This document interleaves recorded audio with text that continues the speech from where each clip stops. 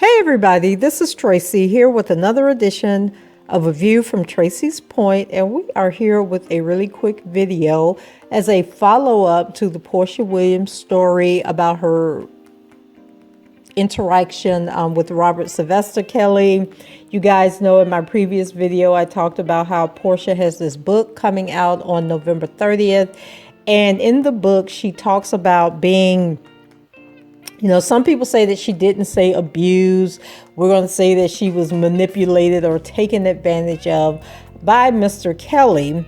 And so she did an interview with Variety magazine where she, gives more details and information on what happened between her and Mr. Kelly. And what I found to be the most interesting part, a lot of you had commented to me, on that video that I did, saying that, Porsha had been on the Ricky Smiley show with R. Kelly where he was a guest. And you guys remember they were singing His Eyes on the Sparrow. I think Ricky Smiley told her to sing something for R. Kelly, and she did His Eyes on the Sparrow. And R. Kelly joined in with her at the end. And everyone was talking about how she didn't really have a reaction towards him. He didn't have a reaction towards her, where it seems that the reason is because R. Kelly hadn't remember Porsha from whenever they had this rendezvous that took place. I believe it was in 2005. So this was a pretty long article, but I am going to skim down to the part where she actually talks about Mr. Kelly. It says, Williams writes about surviving sexual abuse by an early boyfriend. And so she says, Williams and a boyfriend, and this is not R. Kelly that she's talking about here, but it leads up to that part. Williams and a boyfriend, whom she calls Southern John in the book, began dating when she was in her mid-20s. At first, her courtship seemed idyllic until he took her away to a bed and breakfast for what was meant to be a romantic getaway. During dinner at a restaurant, something changed, like a switch had flipped in John. He called her stupid and berated her for buying a promise ring with his credit card. The night continued to devolve. He acted enraged at her and cursed at her all out of nowhere. They returned to their cottage at the bed and breakfast, and afterwards Williams moved to a love seat in order to not sleep in the bed with him, and he attacked her. And so in the book she writes, he's going to R me. She then describes the assault, which she fought off until she eventually gave in. And she says, I lay there. So to Variety, Williams says she wanted to be even more specific about the assault in her book and to label it more clearly. I'm writing this book. I was so set on being 100% honest, 100% open, and it truly frustrated me not to be able to be more detailed than I was, she says, but for legal reasons, I was advised not to. Williams hopes the horror of what happened with Southern John is illustrative of a large pattern she'd fallen into with men.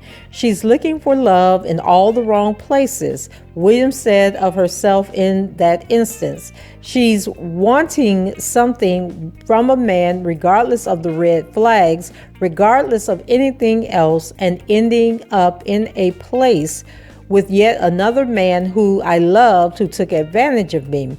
I was realizing that there was a pattern when I saw the look in his eyes. So she also writes of her chilling experiences with R. Kelly.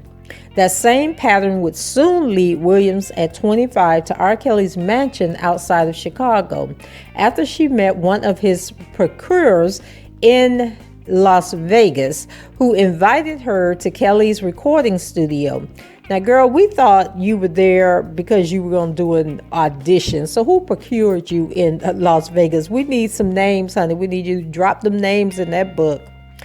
So she says that after she arrived, she was led to Kelly's bedroom where she was left for hours. By the time Kelly showed up and propositioned her, Williams had no idea what to do, but felt she had no choice other than to submit to him. So what was the details of the proposition? And then somebody had pointed this out, that when she claims that this took place, I think it was 2005 or between 2005 and 2007, this was during the time that this man was awaiting trial on the CP charge, right? And him and Drea may not have still been together, but their divorce wasn't final to 2009 or something. So Porsha, you went to this house, you went to the bedroom, you sat there for hours, so you had plenty enough time to think about what was about to happen, and still you chose to stay there. So she says, I put myself in this position, and she admits that she put herself in that position and she didn't know what she was supposed to do, or, you have to. So she says, I had my own business. I had my own home. Williams says now about that time in her life, it was a mentality that has been conditioned over the years by men, that they are better than me, and I only have value if they say I have value. I think me being in that weakened mindset made me ready and available for him to be a predator and seek me out. Girl, first of all, he didn't seek you out. You said you were in Las Vegas when somebody came up to you and gave you the invitation to go to this man's house, or to go and audition for him, as you said. Did you verify that you were auditioning to sing, or were you auditioning to be in his harem? So I'm not understanding how you're saying that he did this to you when you willingly went there and you willingly participated. He didn't force you to do anything, and it doesn't appear that he preyed on you, because I'm thinking he went into the bedroom and you were still sitting there after hours. How did he prey on you? He asked you, did you want to get busy? And you said yes. That's not praying just because you were weak-minded and saw no value in yourself. He didn't know nothing about you. How did he know you were weak-minded? How did he know you devalued yourself? So you can't be saying that he was a predator. So she goes on, his fame was significant to me, of course, but what was more important was her own self-destructive tendencies.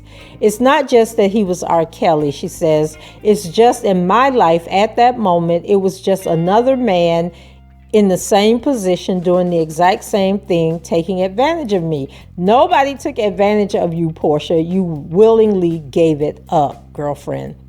So in her final trip to Kelly's home, there were 20 or 30 other girls there attending a party. Now, child, is this the same Christmas party they was talking about? Who was that? Was it Cheryl Mike? Who was that talking about the party and that the women were fighting or something? Do you guys remember that from the trial where they testified that there was this party going on and the women started fighting at the party, and then there was a music video that everybody was comparing to this testimony? We were like, oh no, they describing the Christmas party video. So Porsha, was this the same time that you were there? Are you pulling information from the trial? Come on, girl, help us out here. So anyway, Porsha goes on. She says in her final trip to Kelly's home, there were 20 or 30 other girls there attending a party for him, some of whom had been there for weeks. When he didn't choose her at the party, she ended up alone, wondering, what is my life? Then she heard screaming and the sounds of a woman being beaten. She demanded to leave. Kelly called her many times after that, Williams writes, but she told him, I'm done with you. And then it goes on to talk about the trial and the conviction. And then they say that, the pursuit of Porsha is a harrowing read in light of the fact that he has been convicted of other fake stories like hers. Williams did get through her experience. It wasn't easy, though. She says, when I got home from that last encounter, I knew I had hit a wall, she says, and I was completely traumatized, completely confused about why this was now happening to me again as a grown woman. Williams' association with Kelly never was revealed until her book, even as she became famous on The Real Housewives of Atlanta. She'd only told one friend about it when she was going through it, so someone knew where she was for safety reasons.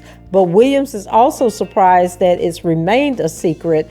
I wondered myself how. Okay, well, you said you only told one person, so obviously that person was loyal to Porsha. And obviously the 20 or 30 other women didn't know who you were, so who were they going to tell? So she says she saw Kelly one last time. For years, Williams was a co-host of the syndicated radio show out of Atlanta, Dish Nation. And in 2015, Kelly was a guest. He acted like a stranger, one who was interested in pursuing her again. What was so freaking crazy is that he literally tried to talk to me again, Williams said. And I thought to myself, oh my God, I went through one of the most traumatizing experiences in my life at your home with you, and you don't remember me? This has happened that many times that you don't remember that I'm that same person? She even sings in the segment with Kelly after being pushed into it by one of her co-hosts. Watching it is awkward, but Williams says at the time she simply shut down in order to do her job. I just went back to a common place in my life of just putting on a mask and playing the role, Williams said. And so I just played the role of Porsha on Dish Nation.